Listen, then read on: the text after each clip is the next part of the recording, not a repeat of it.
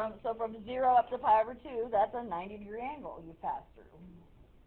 So you're always, it's measuring from 0 every time when you measure those angles. That's important. Okay, so what I need you to be able to do is, first of all, just figure out where, in what quadrant are you in. If I give you an angle in radians, can you figure out where on earth it is as we go around the circle here? So suppose I gave you an angle of 10 pi over 7 and I said, what quadrant am I in? 10 times 180 divided by 7. Okay, you could do that, but I don't want you to do that. I want you to learn to do it without having to convert to degrees. You need to learn to think in radians from the start. Okay, 10/7. Would you agree 10/7 is 1 and 3/7? Yes. Okay, so that means it's 1 pi, 1 whole pi, and 3/7 more. So 1 pi is where? 3. All the way back around. 1 pi is halfway around. It's in the third Okay, quadrant. 3/7. Ask yourself, is it more than half? Is 3/7 more than half? No. So it's not going to pass this halfway line down here at the bottom, so 3/7 is going to be a little bit before it. So 1 and 3/7 would land in the third quadrant. Okay, where would 22 pi over 9 land? Turn it to a mixed fraction. It's going to be in the third quadrant. That's 2 2 and 4 ninths. and 4/9. So where are 2 whole pies? All the way around. All the way around. 2 pi is all the way around. And then you're going to go 4/9 more, is it more than half? No. No. Not quite, so it's in first quadrant then. My mind's tripping. Right, your mind is tripping. Okay. Now, I am going to ask you to convert some of them from degrees to radians and back and forth. And you remember how we converted units? Yeah, you're trying to Like if I said convert 50 miles per hour to... Not the whole thing, just be cool. You remember if I said convert miles to feet? We made the miles cancel Yeah. by changing and put feet on top, and we said, oh, 1 mile is 5,280 feet. Okay, when you do that, you do the same thing when you're converting degrees to radians and radians to Hey, degrees. you know they changed the mile into 5,279 feet? Sorry, not worried about that at the moment. Oh, that's Plus a lot. You're lying. You're lying right now. okay. I want to know, if I want you to convert 140 degrees to radians, you know pi radians 180. You're going to use that relationship every single time. Which would I want on top? Do I want the pi on top? Do I want the 180 on top? If I want to make my units cancel. If that's degrees, I want to make the degrees cancel. Radians. So the degrees need to be on the, Top. if Bottom. they're on the top right now, so to make them cancel, I need to put them on the bottom, so the degrees will cancel. So therefore, if I want to turn it to radians, I need to put the radians on top, which means pi radians. So in other words, all you have to do is multiply by pi over 180. Radians are expressed as fractions. You can turn them to decimals, but they're not very useful as decimals. We always leave our radians in fractions. So all you need to do is, you've basically got here 140 pi over 180. You just need to reduce that fraction down to a simpler fraction. The zeros cancel. Divide by 2, you have 7 ninths. So 7 pi over 9 is the same thing as 140 degrees. How does this help us? That makes it more confusing. When we work with problems, certain kinds of problems we do all in radians, certain kinds of problems we do all in degrees. You don't, most of the time you don't have to switch. Now there's some problems we need to work the problem in radians, but they give us the angle in degrees, so then you have to convert it to radians so that you can use it in the problem you need. So we convert back and forth occasionally, not tons, but occasionally. So you just went degrees to radians, you multiplied by pi over 180. So how do you suppose you go radians to degrees? Divide by 180 over 5. Well, you would multiply by 180 over 5. Okay. You just simply flip it over if you want to go the other way. It's always 180 over pi or pi over 180. You just need to make your units cancel. If you make your units cancel, got it covered. So suppose I gave you, what's a cool angle? 17 pi over 12. And I said convert that to degrees. 1 and 5. just told me I should multiply by what? Uh, I have radians. I want degrees. Radians 2 degrees. Multiply by 180 over pi. Yeah, you want to make the pi cancel. So put the pi on the bottom so the pi cancels. Goodbye. And then in this case, you got to crunch the number. You're going to have to get out your calculator. I'm going to get out my calculator because I picked a big number. So 17 times 180 divided by 12 is 255 degrees. So that's degrees to radians. We will be working a little more with radians here, I guess, probably next. But for today, I just want you to be able to. I took 17 times 180 and divided by 12. I just crunched it. Got 255 degrees. Okay, that's part 2. Doing a little bit with radians. We'll come back and do more with it next week. Radians are accurate. Third topic of the day. Yeah. You're going, but we haven't seen a trig function. Do we care? I have to enlighten you about something you didn't know.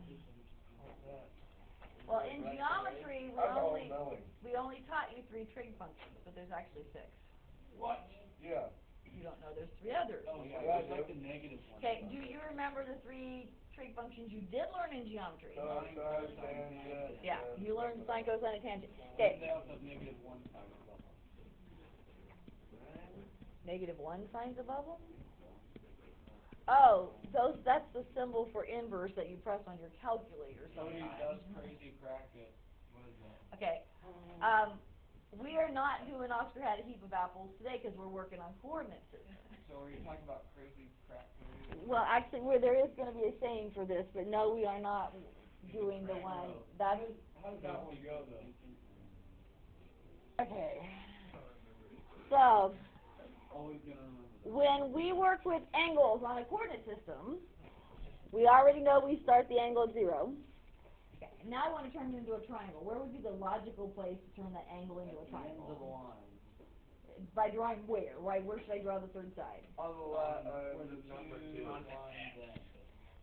Between the determinant and the other. Yeah, you always want to come down. You always draw it to the x-axis. Never draw a triangle going over to the y. That's bad and it will mess you up. Your triangles always come down to the x-axis. Okay, since this side that goes over is the x-coordinate, we call that side x. Since the side that when we move up and down, that's y-coordinates, so we call this side y. And this side out here is the radius of the circle if we are going around, so we call it r. So we define our trig functions with x's, y's, and r's. Okay. You can never have a trig function without an angle. If you have sine, you have to have sine of an angle. There must be a variable there or an actual angle measure there. You cannot write sine without an angle. It doesn't make sense. Okay. Back in the day with the Greeks, we're talking way back here with the Greeks. I don't actually know the origins of the word sine, where they came up with these exact names. They must have something to do with this, but sine, they were looking to just describe ratios of 2 sides of that triangle. They just wanted to make ratios of sides. And so they said, okay, sine is going to be the ratio that is side y to side r. That's just defined to be its ratio. You learned it as opposite over hypotenuse in geometry. And if you check, from opposite of this angle is y, hypotenuse is r. So it's still the same thing. It's just that when we're working on coordinate systems, we work with x's and y's, so it's easier to define it in x's and y's. Cosine, that is flat dead, we're going to say it's the ratio x to r. And tangent is the ratio y to x, yes. Okay, now, who's actually parent of our current students? I had 2 students way back in they were in the graduating class of 1989 who came up with a saying for remembering this. Was it inappropriate? No, this one's not inappropriate. Oh, they were no fun then. This would be Sam Ridinghouse, and I don't know if you, Brian Bowden was the other one, and his parents are Paul and Marilyn Bowden, if you. There's probably a double meaning behind it. But Sam is still around, so I know you all know Sam. And they came up with this thing. They wanted the S in it so you could remember the S, the Y, the R, the C, the XR, the T. So it goes like this. Stick your rotten, crazy. X words were hard, so the best they could do was xylophone. Right through